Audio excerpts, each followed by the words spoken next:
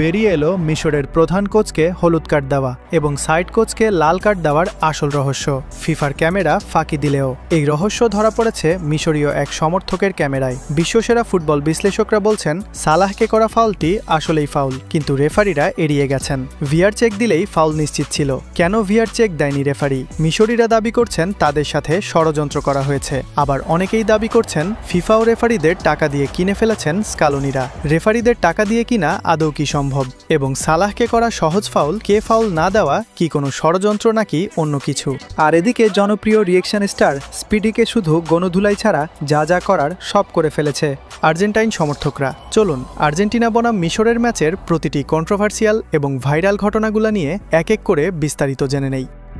ম্যাচের শেষ দিকে ভিএআর রিভিউয়ের পর যখন সিদ্ধান্ত মিশরের বিপক্ষে যায়, হাসান রেফারির প্রতি ক্ষুব্ধ হয়ে তার দুই হাত দিয়ে এক্স আকৃতির একটা অঙ্গভঙ্গি করেন। এটা গুরুত্বপূর্ণ কারণ ফিফার নিয়ম অনুযায়ী এই এক্স জেস্চারটা হলো বর্ণবাদী নির্যাতনের রিপোর্ট করার জন্য নির্ধারিত ইউনিভার্সাল সিগন্যাল। এই জেস্চার দেখানো হলে রেফারির একটা 3 ধাপের প্রোটোকল অনুসরণ করার কথা। প্রথমে খেলা সাময়িক বন্ধ করা, তারপরও চললে খেলা স্থগিত করা এবং তাতেও না থামলে ম্যাচ বাতিল করে দেওয়া। কিন্তু রেফারি লেতেক্সিয়ে এই প্রোটোকল অনুসরণ না করে মিশরের কোচ হাসানকে হলুদ কার্ড দেখিয়ে খেলা চালিয়ে যান। এক্সট্রা টাইমের 9 মিনিটে ভিএআর রিভিউয়ের অভাব নিয়ে আপত্তি জানানোর কারণে হাসান নিজেই পরে বলেছিলেন তিনি শুধু বলছিলেন এটা অন্যায্য, হয়তো রেফারি কিছু একটা লুকাচ্ছেন। ঠিক কেন তাকে হলুদ কার্ড দেখানো হলো এক্স জেস্চারের জন্য নাকি রেফারির সাথে তর্কের জন্য তা স্পষ্ট নয়। তবে পুরো ম্যাচ জুড়েই উত্তেজনা তৈরি হচ্ছিল সেটা স্পষ্ট ছিল।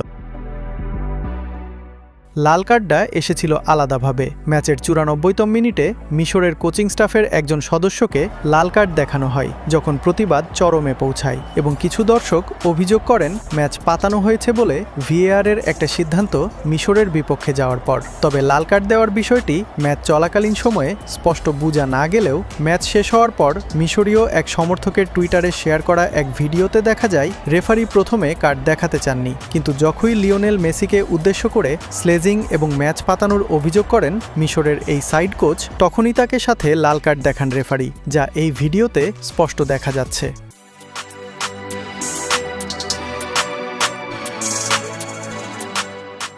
এবার আসা যাক বহুল আলোচিত বাতিল হওয়া সালাহের সেই কাঙ্ক্ষিত ফাউল নিয়ে। ঘটনা 1, ম্যাক অ্যালিস্টার বনাম হামদি ফাথি। কি ঘটেছিল? আর্জেন্টিনার আলেক্সিস ম্যাক অ্যালিস্টার মিশরের হামদি ফাথিকে বক্সের ভেতর শার্ট ধরে টেনেছিলেন। ফাথি মাটিতে পড়ে যান। এটা কি সত্যিই ফাউল ছিল? হ্যাঁ, এখানে বিশ্লেষকদের মধ্যে তেমন দ্বিমত নেই। ইএসপিএনের ম্যাচ রিপোর্টে সরাসরি লেখা হয়েছে রিপ্লেতে দেখা গেছে ম্যাক অ্যালিস্টার একটা জোরালো শার্ট পুল দিয়ে ফাউল করেছেন।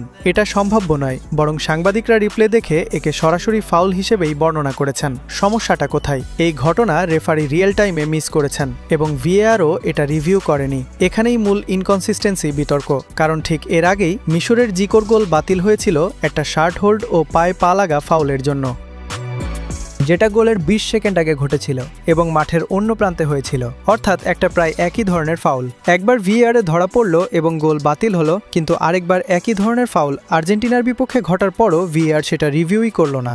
ঘটনা 2, সালাহ বনাম আর্জেন্টাইন ডিফেন্ডার। কি ঘটেছিল? ম্যাচের একদম শেষ দিকে সালাহ নিজে দাবি করেন তাকে ফেলে দেওয়া হয়েছে। ডিফেন্ডারের নাম নিয়ে সামান্য গরমিল আছে। কিছু সূত্রে হুলিয়ান আলভারেজ, কিছু সূত্রে নিকোলাস তালিয়াফিকো বলা হয়েছে। রিপ্লেতে দেখা গেছে এটা বুট বনাম বুট কন্ট্যাক্ট, যেখানে দুই খেলোয়াড়েরই নিজস্ব দৌড়ের মোমেন্টাম কন্ট্যাক্ট তৈরি করেছে। অর্থাৎ এটা কোনো ইচ্ছাকৃত ট্যাকেল বা লেগ চাপা দেওয়া ছিল না, বরং দুজনই দৌড়ে আসার সময় পায়ে পা লেগে যাওয়া। এটা কি সত্যিই ফাউল ছিল? এখানে মতভেদ আছে। প্রাক্তন রেফারি ও বিশ্লেষক স্কটের মতে কন্ট্যাক্ট থাকলেও তা পেনাল্টি দেওয়ার জন্য যথেষ্ট ছিল না, অর্থাৎ তার মতে এটা প্রকৃত ফাউল থ্রেশহোল্ডে পৌঁছায়নি। অন্যদিকে একজন ফ্যান বিশ্লেষণে বলা হয়েছে ডিফেন্ডার বল পাওয়ার পর সালাহ সেটা স্পর্শই করেননি, তাই এটা পেনাল্টি হওয়া উচিত না। অর্থাৎ এই নির্দিষ্ট ঘটনাটা প্রকৃতপক্ষে সীমারেখার কেস, আগের ঘটনার মতো স্পষ্ট নয়। রেফারি কি ইচ্ছাকৃতভাবে এড়িয়ে গেছেন? সরাসরি বলতে গেলে এমন কোনো নিশ্চিত প্রমাণ নেই যে রেফারি ইচ্ছাকৃতভাবে ফাউল এড়িয়ে গেছেন। যা প্রমাণিত তা হলো একটা ভিএআর প্রোটোকল ও সামঞ্জস্যতার সমস্যা, ষড়যন্ত্রের প্রমাণ নয়। ভিএআর শুধুমাত্র স্পষ্ট ও সুনির্দিষ্ট ভুল থ্রেশহোল্ড পার হলেই হস্তক্ষেপ করে এবং কোনো ঘটনা এই থ্রেশহোল্ড পার করবে তা অনেকাংশে ব্যক্তিগত বিচারবুদ্ধির ওপর নির্ভর করে। মিশরের ফুটবল বিশ্লেষক আহমাদ ইউসুফ বিবিসি রেডিও 5 লাইভে বলেছেন, ভ্যার এবং সিদ্ধান্তে এই মুহূর্তে প্রচুর ইনকনসিস্টেন্সি আছে। রেফারি জিকোর গোল বাতিলের সিদ্ধান্তটা ভুল ছিল, কারণ যে দূরত্ব ও সময় পার হয়ে গিয়েছিল তাতে ফাউলটা এত সামান্য ছিল যে আমি বুঝতে পারি কেন মিশরের কোচিং স্টাফ ও স্কোয়াড হতাশ। বিবিসির ডেল জনসন ও অ্যালান শিয়েরারও একই সামঞ্জস্যতার প্রশ্ন তুলেছেন, দুটোই ফাউল, নয়তো কোনোটাই নয়। আর্জেন্টিনা কি ফিফাকে টাকা দিয়েছে বা রেফারি কিনে নিয়েছে? চলুন বিস্তারিত জেনে নেই। ফিফাতে দুর্নীতি হয়েছিল, কিন্তু ভিন্ন জায়গায়। 2015 সালে আমেরিকার বিচার বিভাগ ইউএসডিওজে ফিফার বিরুদ্ধে বিশাল দুর্নীতির মামলা করেছিল। অনেক কর্মকর্তা গ্রেপ্তার ও শাস্তি পেয়েছিলেন। কিন্তু এই দুর্নীতি ছিল কোনো দেশ বিশ্বকাপ আয়োজনের ভোট পাবে বা টিভি সম্প্রচার ও মার্কেটিং সত্ত্ব কে পাবে তা নিয়ে, অর্থাৎ বোর্ডরুম লেভেলের ঘুষ, বছরের পর বছর ধরে পরিকল্পিত। এটা কখনোই একটা নির্দিষ্ট ম্যাচ রেফারি কিনে ফেলা টাইপের দুর্নীতি ছিল না। তাই এই ইতিহাস দেখিয়ে বলা ভুল যে যেহেতু আগে দুর্নীতি হয়েছে তাই এই ম্যাচেও নিশ্চয়ই হয়েছে। এই দুটো সম্পূর্ণ ভিন্ন ধরনের জিনিস। রেফারি কেনা কেন কার্যত অসম্ভব। 4টা কারণ। 1. রেফারি বাছাই সম্পূর্ণ ফিফার হাতে, কোনো দলের হাতে নেই। বিশ্বকাপের নিয়ম অনুযায়ী রেফারি, সহকারী রেফারি এবং ভিএআর অফিসিয়াল এদের বাছাই সরাসরি ফিফা করে। কোনো জাতীয় ফুটবল সংস্থা, আয়োজক দেশ বা অংশগ্রহণকারী দলের কোনো ইনপুট এখানে থাকে না। অর্থাৎ আর্জেন্টিনা ফুটবল ফেডারেশন চাইলেও কোনো রেফারি কোনো ম্যাচে থাকবে তা প্রভাবিত করতে পারে না। 2. একা রেফারিকে কিনলেও লাভ নেই, কারণ ভিএআরে একাধিক স্বাধীন ব্যক্তি জড়িত। ভিএআর সিস্টেমে রেফারি ছাড়াও একজন আলাদা ভিএআর অফিসিয়াল এবং ভিএআর অ্যাসিস্ট্যান্ট ভিএআর টিভি ফুটেজে স্বাধীন অ্যাক্সেস নিয়ে কাজ করেন। একজনকে ঘুষ দিলেও বাকিরা রিভিউতে ধরে ফেলবে। একটা পুরো ম্যাচ পাতাতে গেলে একসাথে একাধিক স্বাধীন কর্মকর্তাকে কিনতে হবে, যেটা লজিস্টিক্যালি প্রায় অসম্ভব। 3. আলাদা একটা পুরো বিভাগ শুধু ম্যাচ ম্যানিপুলেশন ধরার জন্য কাজ করে। ফিফার নিজস্ব ফিফা ইন্টিগ্রিটি ডিপার্টমেন্ট আছে, আর টুর্নামেন্ট চলাকালীন একটা বিশেষ FIFA integrity task force FITF গঠন করা হয় শুধু ম্যাচ পাতানো ও দুর্নীতি সংক্রান্ত বিষয় মনিটর করার জন্য। খেলোয়াড়, কোচ, রেফারি সবাইকে টুর্নামেন্টের আগে ইন্টিগ্রিটি ওয়ার্কশপে বাধ্যতামূলকভাবে অংশ নিতে হয়, এবং কেউ ঘুষের প্রস্তাব পেলে তা রিপোর্ট করা তাদের জন্য বাধ্যতামূলক নিয়ম।